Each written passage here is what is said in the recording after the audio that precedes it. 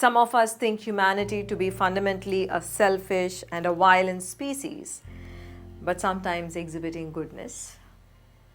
Some of us think to be fundamentally peaceful and a kind species, but at times exhibiting a dark side. What do you think?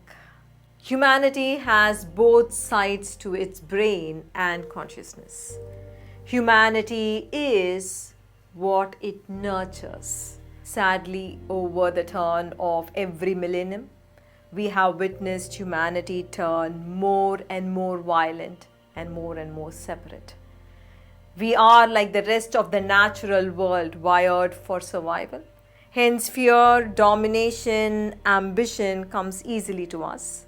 But sadly, even after surviving and thriving well on this planet for over 2 million years, we have not moved to any higher purpose, even though we are gifted with a potential to evolve. Most people live lives filled with so much of mistrust, bitterness, hate for each other. To fight and to be in conflict with each other comes easily for every individual within a family, organization, or community. Then how can war be far away? So what about the other sides of humanity? Say, what about peace, compassion, or cooperation? Yes, there is a big part of that too. The greatest evolution in human brain happened only when we began to learn to connect. And the most recent evolution in human body, about 70,000 years ago, was the emergence of mirror neurons.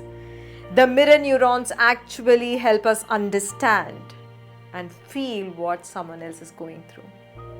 The emergence of mirror neurons has been the single most important reason for the evolution of civilization and the evolution of family itself.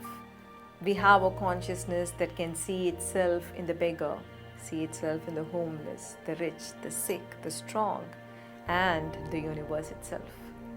There is a part of our brain that supports these expanded states of consciousness, where sensitivity, delighting in another's happiness, and being moved by another's pain happens.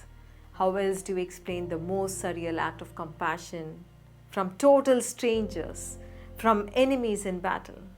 How else can you explain so many young children at the front end of the global environment movement today? How else do you explain the total dedication and compassion of thousands and thousands of healthcare workers around the world during this COVID crisis? So we have in us the potential for both, to be the killer and the savior. The question is, which part of us do we want to awaken? Which part of us do we want to nurture?